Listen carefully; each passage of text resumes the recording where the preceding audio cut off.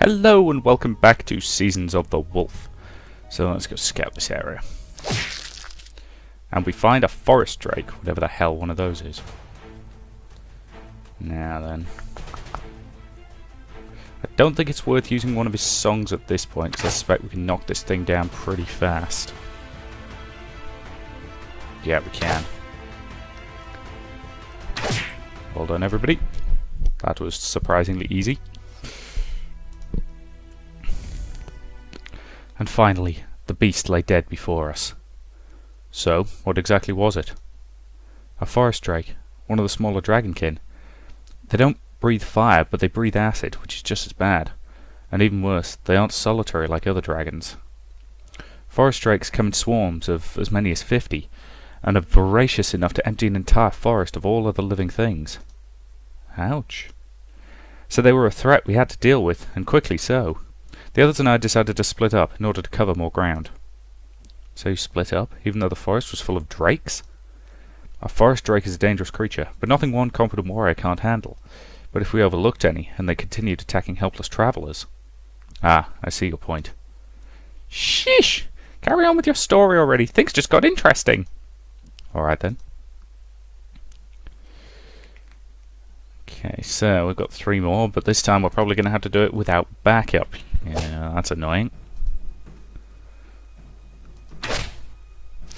He's not as effective on his own, not by a long shot. Reverse the ticking clock and end the evil rules. Because he's restoring health each turn, but not much of it. Okay, and it's down. Okay, let's look at this one. Yeah, boy, enough with the acid breath already.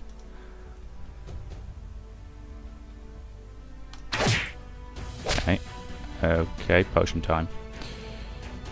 Oh, good, he has got a couple. That's the important thing.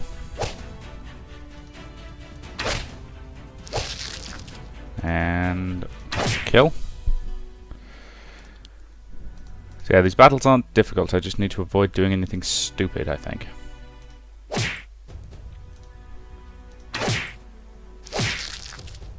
Yeah, just keep an eye on my health, take a potion when needed.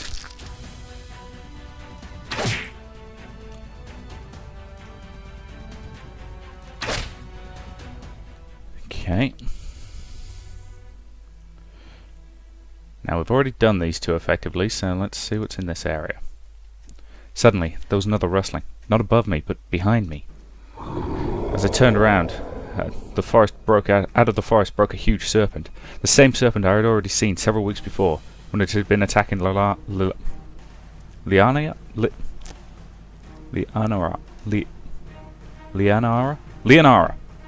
That'll work.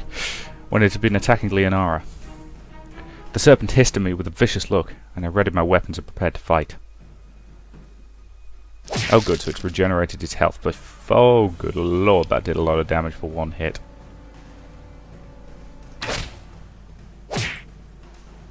Yeah, you are gonna need restoration up. Reverse the ticking clock. And now you better drink a potion. And the evil rules.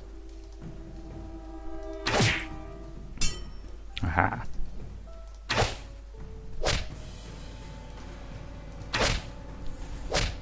So yes, I'm regenerating 5% HP each turn, which is about 4 or 5 points. Now, I'm losing it a lot faster than that, but that's okay.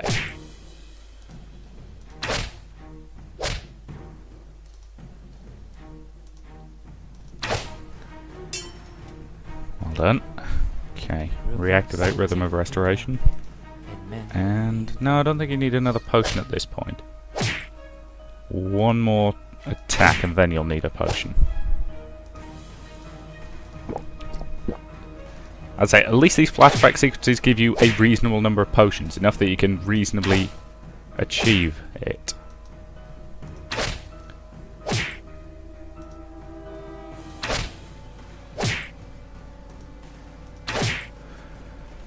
Whew. Eventually, the serpent's great strength was waning, and it started to move slower and slower. It was clear that it was close to death. One final good strike would be enough. But just as I was closing in for that strike, No! Don't worry, Leonara. Don't worry, Leonara. I've got this. No! Don't kill him, Jariel. That's Dorian. That's who? Leonara ran over to the serpent and threw her arms around it. Dorian, it's all right. It's over now. And to my amazement, the serpent answered, Sister, who is this? This is Jariel. When we were attacked by these large lizards, he found me and rescued me. This one rescued you? Yes. What's so strange about it? This serpent is your brother? Yes. But you were... And he is... my brother. Even though he cannot shapeshift, the spirit blood in him runs stronger than in me. You can shapeshift? Of course. Before my eyes, Leonara turned into a serpent that looked strikingly like Dorian, only very slightly smaller. Can't you? No. What? I had no idea there were elves who couldn't do this. As Leonara turned back into her elven form, it dawned on me what had happened a few weeks ago. Leonara, I think I made a terrible mistake. Huh? When I found you, you were together with your brother. He'd wrapped himself around you. Yes. I was trying to get her to safety. But I thought it had been him who attacked you, and so I attacked him back. You what? You were bleeding, and he was wounded as well. If I hadn't seen what had happened just before that. Oh no. But in any case, you need help, Dorian. Can you walk? Slither? After all your strikes, no. Then I'll carry you. We'll carry you. Where? Where? Grantry, a healer. A healer? For one like us? A healer for someone who needs healing. You could trust him, Dorian. Jariel's a good friend. All right. I accept. Hey, completed the quest, which is good. Leonara and I picked up Dorian, who was every bit as heavy as he looked, and carried him back to Grantry. When we arrived, people were, of course, more than surprised to see us carry out a serpent of that size, and they were even more surprised to learn that it was Leonara's brother. Even more surprising was the fact that they were shapeshifters. There were legends of animals spirit bonding with druids and giving them the power to change forms, but those were considered myth stories, nothing you actually believed. A few of the elders still knew these legends, and it seemed as though a great amount of knowledge that had become lost throughout the years, knowledge that should have been treasured by elven kind. Leonara and Dorian told us what they knew about their family and their bloodline, and it was added to the records of Grantry, but it was only a tiny sliver of wisdom that they could offer us. Eventually, when Dorian's wounds had become fully healed, he and Leonara came to me one final time. So, you really want to go? Yes, Jariel. It's for the best. Grantry is impressive, but it isn't for us. We need a place for us. This forest is too crowded. There are already so many other animals and animal spirits. I don't think we'll fit in well. But where are you going to live? There must be other places in the world. Maybe another swamp? Is there a place you could recommend to us? Not really. I'm afraid I don't know that much about the world. In that case, we must look for something ourselves. Thank you for all, Jariel. I really enjoyed the time we spent. Yes, so did I, Leonara. I guess that's goodbye then. Yes, I suppose it is. So let's go. Farewell. I nodded to Dorian and stood up. Jariel, one moment. One last thing. Yes? May I have a strand of your hair? My hair? Yes, Leonara. That's something little girls do. Do what? I know it's kind of silly, but I'd like to carry a memory of you with me. I need even some of my hair for that. I'd like to tie it into a braid amulet. A small charm made of both your and my hair. Oh. It signifies that our fates are connected, no matter how far apart the two of us are. Leonara, this is really embarrassing.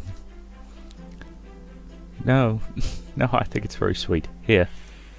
I took out my knife and cut off a small strand of my hair. Thank you. Do you also want something from me? I don't need anything, Leonara. I have the memory of you, and that's more precious than anything else you could give me.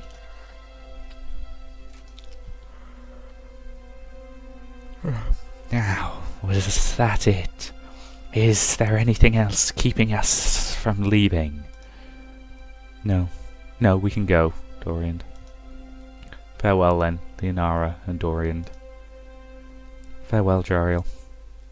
Farewell, and stay safe. Same to you, Dorian. And they went.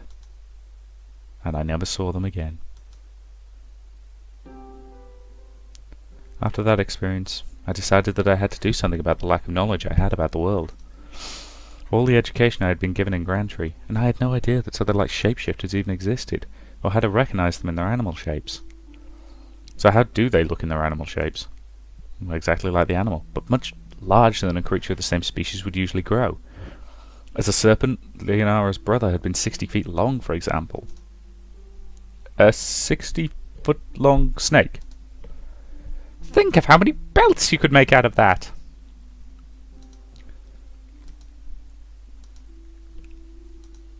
What? I just think they look good. So, you went on your century journey because you felt you understood too little about the world. I felt that all of Grantry was lacking in knowledge about the world. I consider myself quite well educated, but nowhere in the city I ever heard or read about shapeshifters. There was probably much more we didn't know, and after meeting Leonara, I felt it was my duty to do something about that. So I set out on my century journey. Of course, always hoping that one day I'd be able to see her again, or at least find out what became of her. And now you know. Yes. How sad. Well, at least I know that our story has come to an end. Closure is an important thing to every story, even if it doesn't end happily. Only a few stories end happily. The saddest stories are those that don't end at all, though. Ah, this is too depressing. I need someone to bicker around with. Moreau! Where's Moreau? You're still here? Good, good. Where else will we be, you idiot? I thought you had already left after the end of Jariel's story, but I need to know something from him. From me? Yeah, that braid amulet Leonara made. What did it look like? I don't know. She never showed it to me. Could it be this? What? After we buried Leonara, we put all our possessions into a box. We keep everything in case someone comes looking for lost family, so that we can at least return some memories. When you just told that story, I suddenly remembered this little thing, and even at first sight, I thought it looked like it was made out of hair. Then this must be the braid amulet she talked about. Jariel, then. The thing she made to remember you. Yes. It's now something to remember her. Oh, Jariel. Moreau, can I keep that? Of course you can. You're not family, but seeing that half of this thing is made from your hair, I think it's okay. I'm certain Leorana wouldn't have minded. Attack, speed, pretty good. I'll just equip that. Bom-de-bom-de-bom. Yep, better in basically every way. I'm so sorry about all the yawning. I'll say this is the problem whenever I'm recording first thing in the morning, but don't really have any other time to record. I agree. You said that you went on your century journey, hoping to find her, and now you found, well, at least a piece of her. Yes. Yes, I have. Aw, now it gets all mushy again. I don't know about you, but I'm going. Yes, it's okay. Go. I'll join you soon. Later that day. Did you see the looks on the faces of the people we passed? I think we're officially heroes of Shackle now. Yeah, though that could be because we're the only elves in the whole city. Well, and Jariel, but I suppose he's good at making new friends quickly. Still? I'm not sure I really want to be here. I'd rather find a way to get home. We can always go home if we want to. It would be quite a journey, but no one forces us to stay here. So, you'd like to return home too? Well, to be honest, not really. Why? Do you think we're still indebted to Moreau? No, it's rather that... You know, I got to see quite a bit of the world when I was younger. When you were still a mercenary. Yes. But you always said it wasn't worth it. You never found some good reason to fight for. And that is exactly why I don't want to go that quickly. Shackle is something worth fighting for. Really? Even if they don't pay us? Then even more so. These people here seem to be interested in more than just getting rich. They have goals, they have values. And when I look at Moreau, I don't think adventuring has exactly made him poor. Or think of Rowinda, who must have been quite rich. Before she threw almost everything away to get a few people out of slavery. Exactly my point. I don't know, sister. What do you think of this?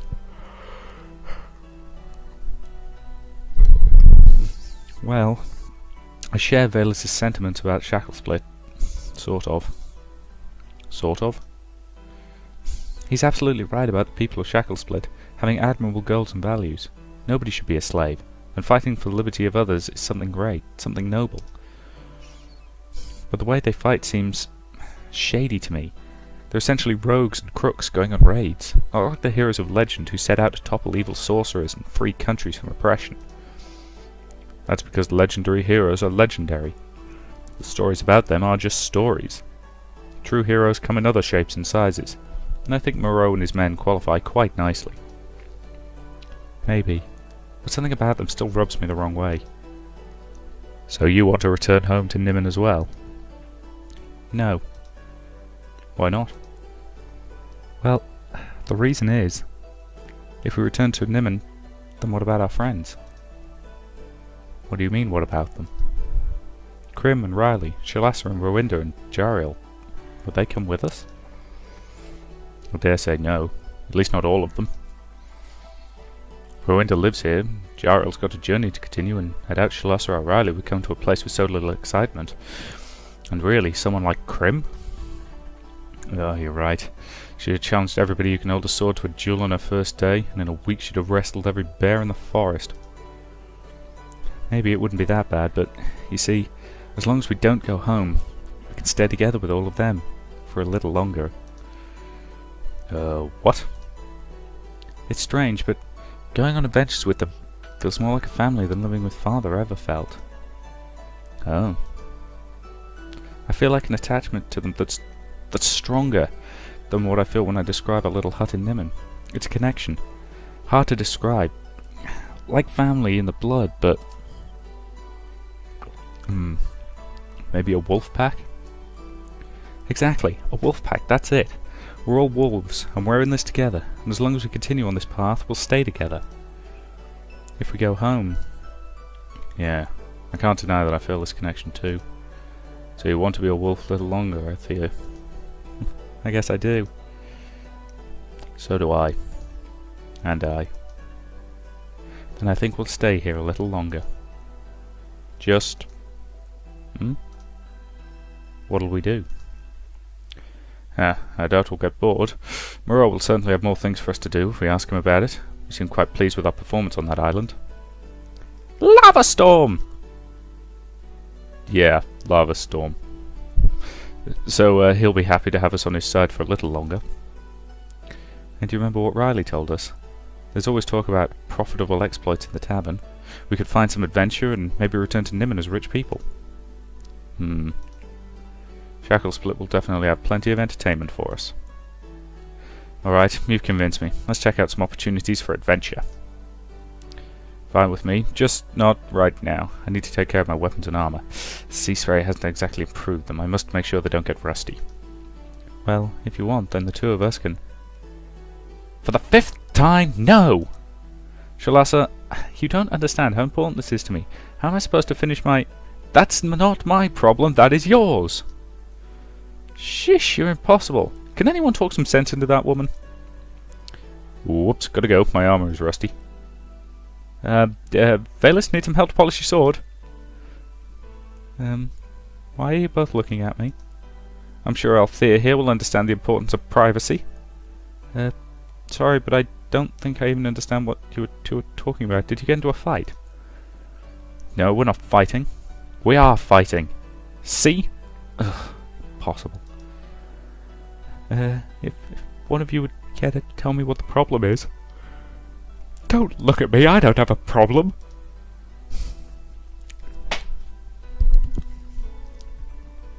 Shalasa refuses to help me with my century journey. Oh. Because he's asking questions that are much too personal. Some details, please?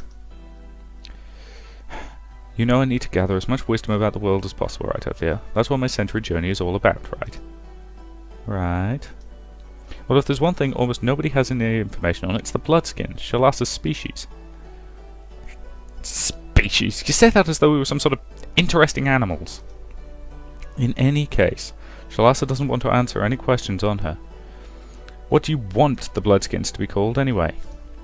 People, Jariel. We're people, just like the elves are people. But why don't you want to tell Jariel anything about your people, then? Because all these questions are personal. I don't understand what you consider personal here. I didn't want to know anything about you in particular, just about bloodskins in general. Like? Basic things. Mating customs, for example, or religious preferences. He wants to know if we like our sex kinky and if we worship demons. I never asked those things. You did, you just used prettier words for it. See, this is going nowhere. Althea, could you try and talk some sense into her? Althea, could you maybe tell this guy to stick his ears in someone else's private life? Yeah, to be fair, I understand where he's coming from, from a scientific point of view. But at the same time, he's not being very subtle about it. And yeah, I'm supporting Shalasa on this one. Sorry, Jariel, but she's more useful to the party. Well, your century journey is a very important task, Jariel. Not just to you, but to the other elves in Grantry as well. Exactly my point. But have you tried seeing this from Shalasa's perspective? What do you mean? You think your questions are perfectly harmless and just basic knowledge on bloodskins? They are! They are to you, maybe even to most other people. But if you don't really know anything about bloodskins, how can you be sure your questions aren't terribly offensive to them? Offensive? Trust me on this, Jariel. If you'd asked those questions to any other bloodskin but me, you'd have lost at least a few body parts, if not your life. What? But there are some things in our culture you just don't talk about. Never. Not amongst ourselves, and definitely not to outsiders. These are private matters that only concern a bloodskin and nobody else, and asking about these matters is considered more than rude. Are you saying I've been rude to you? Yes. Oh my goodness, Shalasa, I apologise. The last thing I wanted is to be rude. I know, and that's why despite your questions I still don't take offence. I just won't answer them. Yes, of course, I understand. Oh my, this is so embarrassing. Thanks, Althea. Thanks. For taking my side. Doesn't happen that often. It was nothing. I just felt you were right. And that doesn't happen often either. You seem to be quite the lone wolf, Shalasa. Yeah, well, I guess you could say that. Why not tell me a little about what's going on in your mind?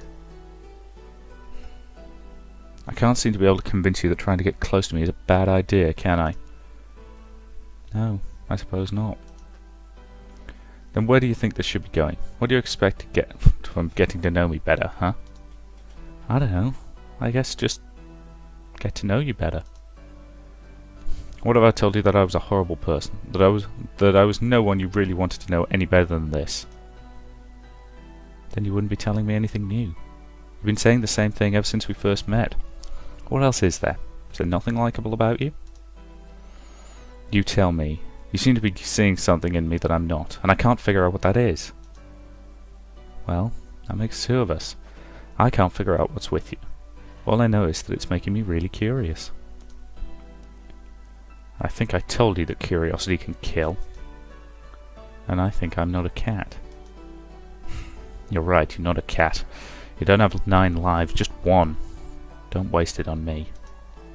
It's not a waste, and even if it were, then that would still be my decision. Then you're still a fool. I am as much a fool as you're a horrible person. Come on, Shalasa, don't you have anything nice to say about yourself? I suppose I'll have to kill you to make you stop asking the same questions every time, would I? Or start answering them, at least a little. Alright, I'll answer one question. The one whether there's anything likeable about me. That's a start. Actually, there is one likeable thing about me. Oh, and what's that?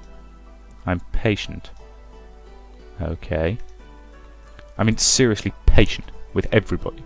It's pretty much impossible to actually anger me or annoy me or get on my nerves.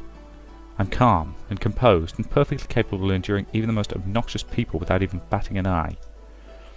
And that's good, for I would probably be killing people left and right for nagging me with their endless questions if I wasn't so patient.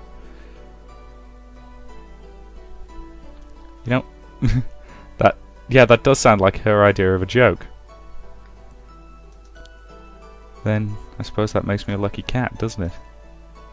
Yep, sure does. And you're right, that is a likeable trait.